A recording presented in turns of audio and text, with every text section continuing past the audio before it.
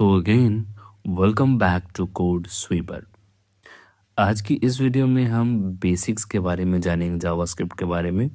उससे पहले मैं बता दूं, कोडिंग को बहुत से लोग बहुत हवा बना के रखे कि भाई बहुत भारी चीज़ है, बहुत इजी है और जितना आप सीखोगे उतना ज़्यादा आपके लिए इजी बनता जाएगा।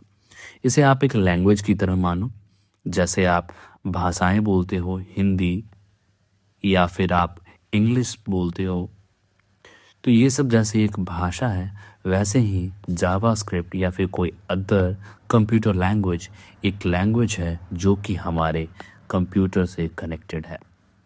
तो हमें जो लैंग्वेज समझ में आती है, इंसानी भाषा, वो हमारे कंप्यूटर को नहीं समझ में आती, और जो कंप्यूटर को समझ में आती है उसी को हम कोडिंग कहते हैं। कोडिंग की ही लैंग्वेजेस हैं जावा, जावास्क्रिप्ट, पाइथन एंड बहुत से ऐसे ऐसे लैंग्वेजेस हैं जैसे सी शार्प और सी प्लस प्लस। तो ऐसे बहुत से लैंग्वेजेस हैं जो कि हमारे कोडिंग में आता है। तो ये हमारी मशीनी लैंग्वेज है, और हमारा हिंदी और इंग्लिश और अदर लैंग्वेजेस जो कि ह्यूमन लैंग्वेज है। तो ये भाषाएं हैं, इनको सीखने में उतना जितना लोग सोचते बहुत हार्ड है, उतना हार्ड होता नहीं है। तो चलिए अब हम लौटते हैं अपने बेसिक्स की ओर कि हमें बेसिक्स में क्या क्या यहाँ पे सीखना है। तो आज हम बात करेंगे आपके बीच में कि हमें यहाँ पे लेट, वैर एंड कॉन्स्ट क्या है। ठीक है, तो लेट जो होता है हमारे पास यहाँ पे कि तीन वेरिएबल्स के कीवर्ड्स हैं, लेट, वैर एंड कॉन्स्ट।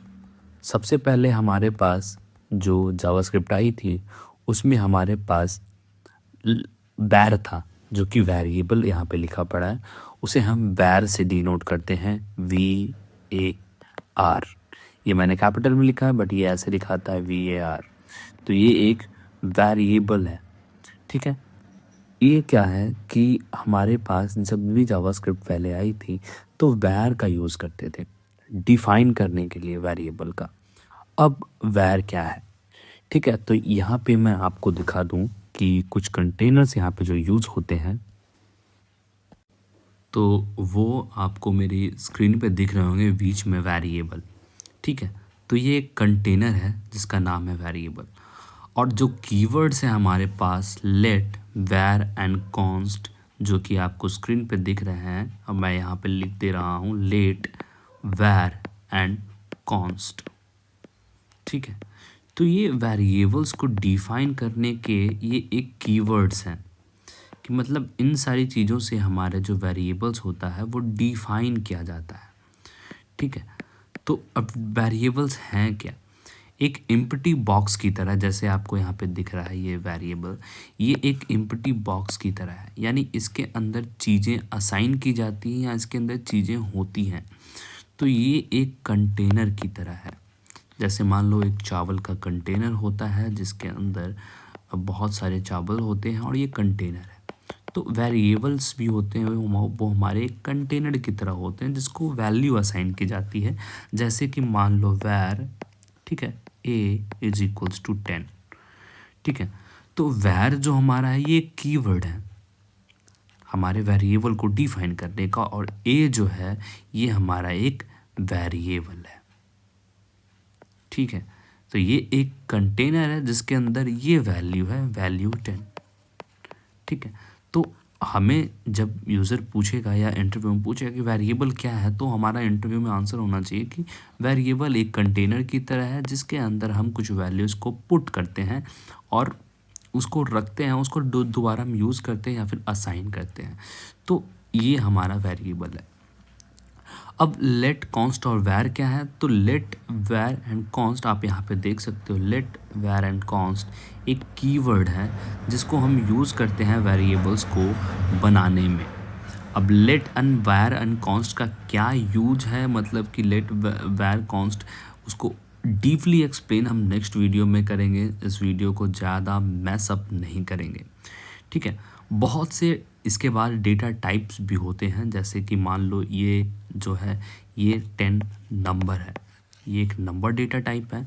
वैसे हमारे पास डिफरेंट डिफरेंट डेटा टाइप्स भी यहाँ पे। तो आगे मैं डेटा टाइप्स में बढ़ने से पहले मैं ये आपसे ये क्लियर करवा लूँगा कि हमारा जो कॉन्स्ट, लेट और जो वेरिएबल है उसके कंसेप्ट आपको क्लियर हो गए होंगे। तो बेसिकली जो लेट है, वेर है एंड द कॉन्स्ट है, ये सब एक कीवर्ड्स हैं वेरिएबल्स को लिखने के लिए। पहले हमारे जावास्क्रिप्ट में सब वेरिएबल से यानी VAR वैर से ही होता था, बट ये थोड़ा रिस्की है क्योंकि जो इसकी जो वैल्यू थी ना वैर की, उसको बार बार असाइन करके हम चेंज कर सकते थे। वो कैसे करेंगे वो भी मैं नेक्स्ट वीडियो में बताऊंगा, क्योंकि ये वीडियो को ज़्यादा कॉम्प्लेक्स नहीं बनाना है। लेट एक मॉडर्न तरीका होता है वेरिएबल बनाने का, मतलब कि वेरिएबल के नेम को डालने का, बनाने का। तुम चाहो तो उसकी वैल्यू को बदल सकते हो, बट ये अपने एरिया के बाहर लीक नहीं होता। मतलब एक स्कोप लेवल पे काम करता है कि ये अपने औकात के बाहर या फिर अपने स्कोप के बाहर काम नहीं करेगा। कॉन्स्ट मतलब एक कांस्टेंट हो जाता है, यानी फिक्स वैल्यू। यानी कॉन्स्ट ऐसा डब्बा है जिसमें वैल्यू रखने के बाद तुम उसको चेंज नहीं कर सकते। जैसे आधार कार्ड का number, once given stays forever. तो आधार कार्ड का नंबर जो होता है उसमें क्या होता है, एक बार जो दे दिया वो हमेशा रहता है, तो कांस्टेंट होता है। तो लेट हमारा ब्लॉक स्कोप लेवल पे काम करता है। वैर रिस्की होता है क्योंकि इसके वैल्यू को जितनी बार चाहो उतनी बार रीअसाइन कर सकते हो। कॉन्स्ट हमारा कांस्टेंट होता है जो कि चेंज नहीं होता।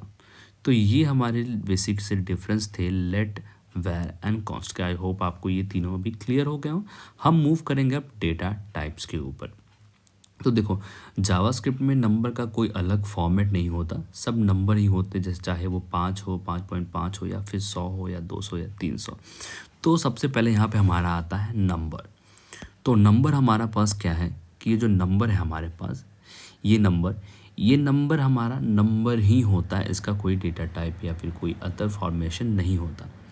तो इसको हम लिखने के लिए सिंपली नंबर ही लिखते हैं, जैसे कैलकुलेटर के आइकन पे यहाँ पे लिखा पड़ा है। ठीक है। दूसरा हमारे पास आता है स्ट्रिंग। स्ट्रिंग जो चीज़ होती है उसको कोट के अंदर लिखा जाता है, जैसे कि आप देख पा रहे हो कि हेलो हमारे पास जो स्ट्रिंग है वो डबल कोट के अंदर लिखा है, यानी इसको हम स्ट्रिंग बोलते हैं। जो चीज़ें डबल कोट के अंदर लिखा जाए उसे हम स्ट्रिंग बोलते हैं। पहचान आप यहीं से कर सकते हो। फिर उसके बाद हम चलते हैं यहाँ पे, तो हमें बूलियन देखने को मिलता है। बूलियन भी एक डेटा टाइप है, यानी बूलियन वो होता है जो सिर्फ दो ऑप्शंस को देता है, हाँ या फिर ना, ट्रू या फिर फॉल्स, ऑफ या फिर ऑन। तो सारी चीज़ें ट्रू दी वैल्यू में देता है। एक तरीका याद करने का रख लो कि बूलियन मतलब कि ट्रू दी और फॉल्स ही वैल्यू, मतलब यस, नो, हाँ, ना, ट्रू या फॉल्स। तो ये दो टाइप की ही वैल्यू को बूलियन रिटर्न करता है। फिर हमारे पास आता है नल।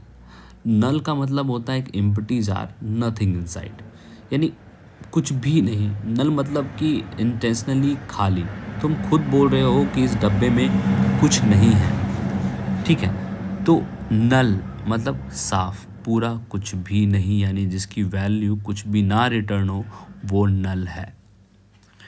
फिर हमारे पास यहाँ आता है अनडिफाइंड, यानी अनलेबल्ड एम्प्टी बॉक्स। इसमें क्या होता है कि ये अनडिफाइंड जो वैल्यू होती है वो होती है जिसका कोई वैल्यू ही नहीं दिया गया। ठीक है। अभी क्या हम कर सकते हैं, यहाँ पे हमने एक, यहाँ पे क्या किया, एक क्रिएट कर दिया लेट ए। ठीक है, हमने लेट ए को क्रिएट कर दिया, बट यहाँ पे वैल्यू कुछ भी नहीं दी, और हम यहाँ पे ए को कॉल कर रहे हैं। ठीक है, कंसोल डॉट लॉग करके हमने ए को यहाँ पे कॉल किया। तो अभी हमने इसके अंदर कुछ वैल्यू दी ही नहीं है, तो ये अनडिफाइंड है। तो वही जब हम करेंगे, यदि वैल्यू असाइन नहीं करेंगे किसी वेरिएबल को, तो वो अनडिफाइंड चला जाएगा। ठीक है। फिर हमारे पास छठा आता है एरे। एरे मतलब कि एक एरे के अंदर मल्टीपल स्ट्रिंग्स होते हैं, जैसे शॉपिंग लिस्ट, दूध, ब्रेड, एग्स।